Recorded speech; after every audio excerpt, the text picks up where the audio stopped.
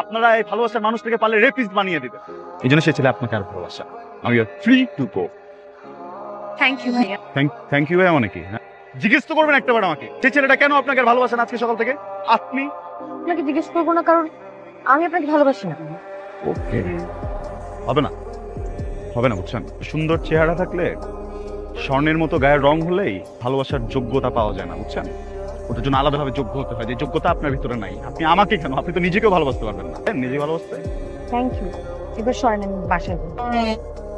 এই যে যারা ভালোবাসার দাম দেয় না, ওদের জীবনে ভুলেও কখনো ভালোবাসা আসে না। আর ভালোবাসা যদি ভুল করে ওদের জীবনে চলেও আসে, ভালোবাসা তাড়াতাড়ি নিজের ভুল বুঝতে পেরে পালায় যায়, ঠিক আছে?